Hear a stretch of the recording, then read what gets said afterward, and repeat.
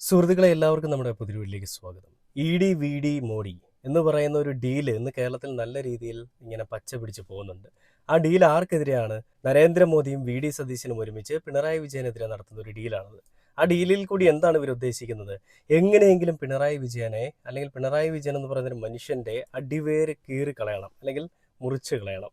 ഇടതുപക്ഷ പാർട്ടി എന്നതിനേക്കാൾ അപ്പുറം പിണറായി വിജയൻ എന്ന് പറയുന്നൊരു മനുഷ്യനെ ഇല്ലായ്മ ചെയ്യണം. പിണറായിസം ഉണ്ടായിരുന്നത് കൊണ്ട് തന്നെയാണ് ഇവന്മാർക്കൊന്നും തല പൊക്കാനായിട്ട് സാധിക്കാഞ്ഞതും. പിണറായിസം ഉണ്ടായിരുന്നത് കൊണ്ട് തന്നെയാണ് ഇവന്മാർക്ക് കേരളത്തിൽ വന്നിട്ട് ഒരു പരിധിയിൽ കൂടുതൽ, അല്ലെങ്കിൽ കേരളത്തിലേക്ക് വരാൻ പോലും സാധിക്കാഞ്ഞതെന്നുമൊക്കെ ഇവന്മാർക്ക് നല്ല രീതിയിൽ അറിയാം. സംഘികളുടെ പല തലമൂത്തപ്പന്മാരും കേരളത്തിൽ വന്ന് പല രീതിയിൽ മെഴുകാൻ ശ്രമിച്ചിട്ടുണ്ട്. പിണറായി വിജയൻ എന്ന് പറയുന്ന ഒരു മനുഷ്യന്റെ തലയ്ക്ക് 1 കോടി രൂപ പ്രഖ്യാപിച്ചിട്ടുണ്ട്.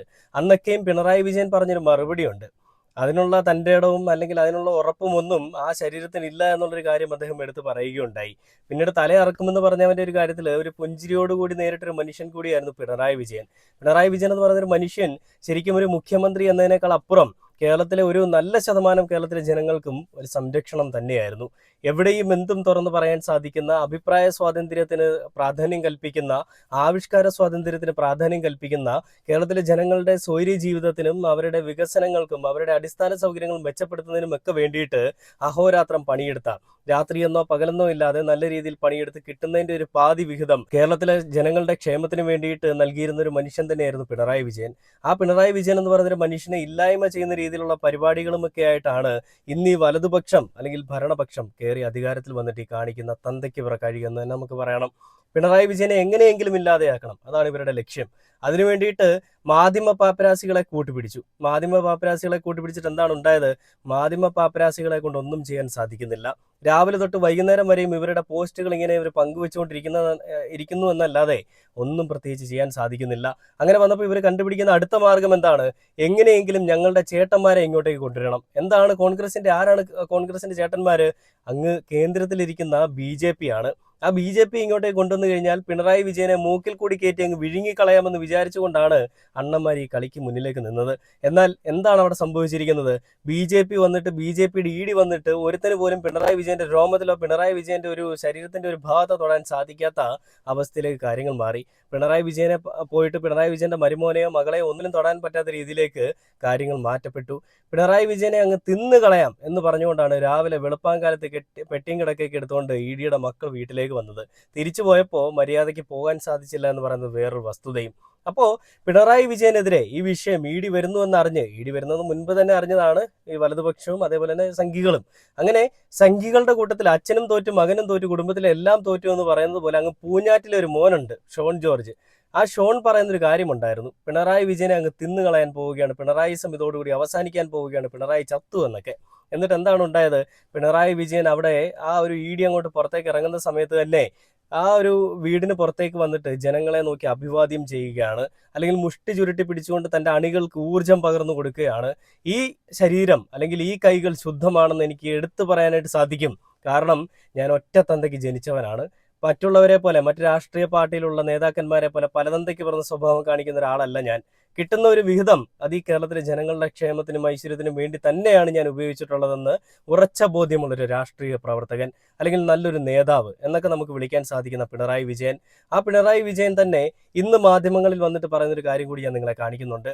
അപ്പോൾ എന്തായാലും നമുക്ക് ആദ്യം തന്നെ ഈ പിണറായി വിജയനെതിരെ സ്മൃതി പരുത്തിക്കാട്, നമുക്കറിയാലോ ഈ ഒരു വിഷയം വരുമ്പോൾ എന്തായാലും സ്മൃതി പരുത്തിക്കാട് രംഗത്തേക്ക് വരും.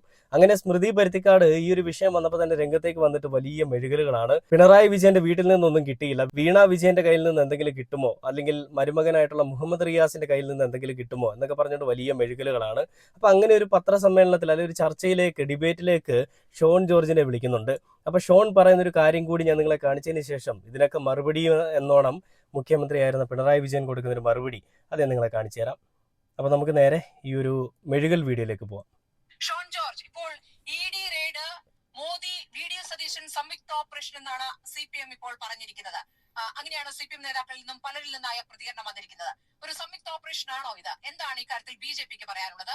അങ്ങ് ഇക്കാര്യത്തിൽ നിയമപരമായ പോരാട്ടം ആദ്യം തുടങ്ങിയ BJPക്ക് വരുന്നതിന് മുൻപ് തന്നെ അർഹിക്കുന്ന അവജ്ഞയോടുകൂടി പുച്ഛിച്ചു തള്ളുന്നല്ലാതെ അതിനൊന്നും മറുപടി പറയേണ്ട ഒരു കാര്യം ഉണ്ടായിരുന്നില്ല. ഇന്നലെ കേരളത്തിന്റെ എന്റെ ഷോണെ, ഈ അർഹിക്കുന്ന അതേ അവജ്ഞയോടുകൂടി തന്നെയാണ് നിന്നെ നിന്റെ അച്ഛനെയും കേരളത്തിലെ ജനങ്ങൾ പുച്ഛിച്ച് തള്ളിയത്. PC ജോർജ് എന്ന് പറഞ്ഞൊരു മനുഷ്യൻ, നിന്റെ അച്ഛൻ, അതായത് നിന്റെ തന്ത, പുള്ളിക്കാരൻ പറയുന്ന പ്രസ്താവനകളിൽ പലപ്പോഴും നമ്മൾ വീഡിയോ ചെയ്തിട്ടുണ്ട്. അദ്ദേഹം പറയുന്നതൊക്കെയും വ്യക്തമായിട്ടുള്ള കാര്യങ്ങളാണെന്ന് പറഞ്ഞുകൊണ്ടാണ് നമ്മൾ വീഡിയോ ചെയ്തത്. എന്നാൽ അയാളെ കൂടി പറയിപ്പിക്കാനായിട്ടുണ്ടായ ഒരു മോനാണ് ഷോൺ എന്നാണ് ഞാൻ മനസ്സിലാക്കുന്നത്. ഷോണിന്റെ ഏറ്റവും വലിയ വേവ് എന്താണെന്ന് വെച്ച് കഴിഞ്ഞാൽ, അധികാരത്തിൽ ഇരിക്കുന്ന സമയത്ത്, അതായത് മുഖ്യമന്ത്രിയായിട്ട് ഇരിക്കുന്ന സമയത്ത് പിണറായി വിജയനെതിരെ ചൊറിയാനായിട്ട് അങ്ങോട്ട് കയറി ചെന്നു. പിണറായി വിജയനും സംഘവും എല്ലാം കൂടി അങ്ങോട്ട് മാന്തി വിട്ടു. അന്ന് തൊട്ട് തുടങ്ങിയതാണ് പിണറായി വിജയനോടുള്ള ദേഷ്യം. അത് മോന് മാത്രമല്ല, അച്ഛനും അതേ ദേഷ്യമുണ്ട്. കാരണം അച്ഛനെയും നല്ല രീതിയിൽ വലിച്ചു കീറിയിട്ടാണ് പിണറായി വിജയൻ വിട്ടത്. സ്വന്തം പാർട്ടിയിലുള്ള ആളുകളാണെന്നുണ്ടെങ്കിലും മറ്റേത് പാർട്ടിയിലുള്ള ആളുകളാണെന്നുണ്ടെങ്കിലും പിണറായി വിജയൻ എന്ന് പറഞ്ഞൊരു മനുഷ്യൻ സ്വീകരിക്കുന്ന നിലപാട് അതെല്ലായ്പ്പോഴും ഒരുപോലെ ആയിരിക്കും. ശരിക്കും പറഞ്ഞാൽ മറ്റുള്ള പാർട്ടിയിലുള്ള നേതാക്കന്മാരെന്നോ എൻ്റെ പാർട്ടിയിലുള്ള നേതാക്കന്മാരെന്നോ ഉള്ള ഒരു വേർതിരിവ് അദ്ദേഹം കാണിക്കാറില്ല. അതുകൊണ്ട് തന്നെയാണ് 2022 ഒരു ED അന്വേഷണം കോൺഗ്രസ് നേതാക്കന്മാരുടെ മേളിലേക്ക് വന്നപ്പോൾ, അല്ലെങ്കിൽ പ്രതിപക്ഷത്തിരിക്കുന്ന ആളുകളുടെ മേളിലേക്ക് വന്നപ്പോൾ പിണറായി വിജയൻ ഇങ്ങനെ പ്രതികരിച്ചത്. അതായത് കേന്ദ്ര ഏജൻസികളെ വിട്ടുകൊണ്ട് ഈ പറയുന്ന പ്രതിപക്ഷത്തിരിക്കുന്ന ആളുകളുടെ ആദർശങ്ങളെ അടിച്ചമർത്താൻ നോക്കുകയാണ് ED അല്ലെങ്കിൽ കേന്ദ്ര ഏജൻസികൾ അല്ലെങ്കിൽ ഈ പറയുന്ന BJP എന്ന്. അന്ന് അങ്ങനെ പറഞ്ഞ പിണറായി വിജയനെതിരെ ഒരു ED അന്വേഷണം വരുമ്പോൾ ഈ നാട്ടിലെ ജനങ്ങളോ ഈ നാട്ടിലെ മാധ്യമ പ്രവർത്തകരോ ഈ നാട്ടിലെ ഭരണപക്ഷമോ ഒന്നും ഒരു വാക്ക് പോലും മിണ്ടുന്നില്ല. എന്തുകൊണ്ടാണ് അങ്ങനെ മിണ്ടാതെ ഇരിക്കുന്നത്? ഇവർക്കറിയാം, ഇവർക്ക് കിട്ടാനുള്ളതല്ല ഇവർക്ക് കിട്ടും, ഇവരുടെ അക്കൗണ്ടുകളിലേക്ക് കിട്ടും. ഇവരുടെ കൂട്ടത്തിലുള്ള ആളുകളെ ആരും ED എന്ന് പറയുന്ന ഒരു സംഘടനയോ അല്ലെങ്കിൽ ഒരു അന്വേഷണ ഏജൻസിയോ വേട്ടയാടില്ല എന്നുള്ളത്. അങ്ങനെ അറിയാവുന്നത് കൊണ്ട് തന്നെ ആയിരിക്കണം ഇന്ന് ഒരു ആത്മസമീപനം പാലിച്ചുകൊണ്ട് VD സതീശനടക്കമുള്ള ആളുകൾ ഈ രംഗത്തേക്ക് വന്നുകൊണ്ടിരിക്കുന്നത്. ഷോണിന്റെ കൂടുതൽ മെഴുകുകൾ ഞാൻ നിങ്ങളെ കാണിക്കേണ്ട ആവശ്യകത ഇല്ലെന്നാണ് ഞാൻ മനസ്സിലാക്കുന്നത്. കാരണം അവന്റെ ആ ഒരു സംസാരം കേൾക്കുമ്പോഴേ നിങ്ങൾക്ക് ദേഷ്യം വരുമെന്ന് എനിക്ക് നന്നായിട്ട് അറിയാം. അപ്പൊ അങ്ങനെ ഇരിക്കുന്ന സാഹചര്യത്തിൽ പിണറായി വിജയൻ എന്ന് പറയുന്നൊരു മനുഷ്യൻ പറയുന്നൊരു മറുപടിയുണ്ട്. അതുകൂടെ ഞാൻ നിങ്ങളെ കാണിച്ചു തരാം. ഒന്ന് കാണേണ്ടത്, എനിക്ക് ഈ കാര്യത്തിലൊന്നും ഒരു തരത്തിലുള്ള ആശങ്കയില്ല. ഏതെങ്കിലും സാധാരണ പറയാറില്ലേ, മടിയിൽ കനമുള്ളവനെ വഴിയിൽ പേടിക്കണ്ടു. ആ ഒരു ധൈര്യം തന്നെയാണ് ഇതേവരെ എന്റെ ജീവിതത്തിൽ ഉണ്ടായിട്ടുള്ളത്, ഇനി അങ്ങോട്ടുമുള്ളത്. അവിടെ തന്നെയാണ് ഞാൻ നിൽക്കുന്നത്. പിന്നെ പറഞ്ഞാലോട് ചോദിക്കണം, എന്താ തെളിവുള്ളത്? ആ തെളിവ് അദ്ദേഹം കൊണ്ടുവരട്ടെ. ഒന്ന് കണ്ടില്ലേ, ഇതാണ് നിലപാടെന്ന് പറയുന്നത്. ഇന്ന് VD സതീശനെ പല ആളുകളും പറയുന്നത് നിലപാടുകളുടെ രാജകുമാരൻ, പൂക്കി മുഖ്യമന്ത്രി, ചിരിക്കുന്ന മനുഷ്യൻ, ധാർഷ്ട്യമില്ലാത്തവൻ, കർക്കശ സ്വഭാവമില്ലാത്തവൻ എന്നൊക്കെയാണ്. എന്നാൽ കഴിവില്ലാത്തവനെന്നും അതിനൊരു അർത്ഥമുണ്ടെന്നുള്ളത് ഈ നാട്ടിലെ ജനങ്ങളൊന്ന് മനസ്സിലാക്കുക. കാര്യങ്ങൾ എടുത്ത് ചെയ്യാനായിട്ടോ അല്ലെങ്കിൽ വിവേകപൂർവ്വം കാര്യങ്ങളെ ചിന്തിക്കാനായിട്ടോ അല്ലെങ്കിൽ പ്രത്യേകിച്ച് ജനങ്ങൾക്ക് വേണ്ടിയിട്ട് എന്തെങ്കിലും ചെയ്യാനായിട്ടോ ഒരു കഴിവുമില്ലാത്തൊരു മനുഷ്യൻ എന്നും അതിനൊരു അർത്ഥമുണ്ട്. അപ്പോൾ ഇവരാരെയൊക്കെ ഇറക്കി കളിക്കാൻ ശ്രമിച്ചാലും പിണറായി വിജയൻ മുഖ്യമന്ത്രിയായിരിക്കുന്ന സമയത്ത് പറഞ്ഞതും ഇന്ന് പ്രതിപക്ഷ നേതാവായിട്ടിരിക്കുന്ന സമയത്ത് പറയുന്നതും ഒരേ ഒരു കാര്യമാണ്. തെളിവുണ്ടോ? ഉണ്ടെങ്കിൽ കൊണ്ടുവാ, നമുക്ക് നോക്കാം എന്നാണ് പിണറായി വിജയൻ പറയുന്നത്. മുഖ്യമന്ത്രിയായിരിക്കുന്ന സമയത്താണ് ഇത് പറയുന്നതെങ്കിൽ നിങ്ങളെല്ലാവരും പറയാതെ മുഖ്യമന്ത്രിയാണ് അധികാരത്തിൻ്റെ ആ ഒരു വിനിയോഗിച്ചുകൊണ്ട് അല്ലെങ്കിൽ അധികാരത്തിൻ്റെ ആ ഒരു പ്രിവിലേജ് ഉപയോഗിച്ചുകൊണ്ട് അതൊക്കെ മറവിലാക്കുമെന്നൊക്കെ നിങ്ങൾ വേണമെങ്കിൽ പറയും. ഇന്നിപ്പോൾ അധികാരം പിണറായി വിജയൻ്റെ കയ്യിലല്ല, VD സതീശൻ്റെ കയ്യിലാണ്. ഈ ഒരു VD സതീശൻ്റെ കയ്യിലിരിക്കുന്ന അധികാരം വെച്ചുകൊണ്ട് പിണറായി വിജയൻ എന്തെങ്കിലും ചെയ്യാൻ പറ്റുമെന്നാണ് നിങ്ങൾ വിചാരിക്കുന്നത്? പിണറായി വിജയൻ എന്ന് പറയുന്നൊരു മനുഷ്യൻ ഇന്നലെ വന്ന് മുളച്ചു വന്നൊരു കൂണോ അല്ലെങ്കിൽ ഇന്നലെ മുളച്ചു വന്നൊരു സസ്യമൊന്നും അല്ല. അയാൾ വർഷങ്ങളായിട്ട് ഈ രാഷ്ട്രീയത്തിൽ സജീവ രാഷ്ട്രീയത്തിലുള്ള മനുഷ്യനാണ്. ശരിക്കും പറഞ്ഞാൽ ഒരു കറതുകഞ്ഞ ഒരു മനുഷ്യൻ അല്ലെങ്കിൽ ഒരു രാഷ്ട്രീയ പ്രവർത്തകൻ എന്നൊക്കെ വേണം നമുക്ക് പറയാം.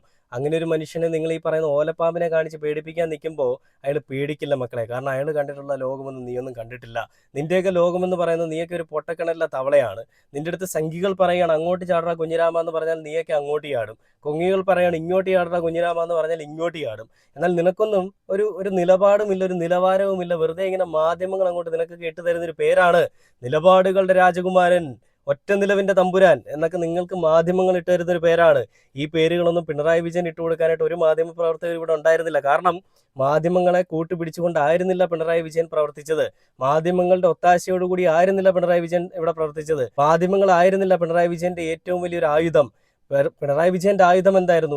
ഈ നാട്ടിലെ ജനങ്ങളുടെ ക്ഷേമം, ഈ നാട്ടിലെ ജനങ്ങൾക്ക് വേണ്ടിയിട്ട് എന്തെങ്കിലും ചെയ്യുക. അതായിരുന്നു പിണറായി വിജയൻ ഏറ്റെടുത്തിരുന്ന ഒരു ദൗത്യം.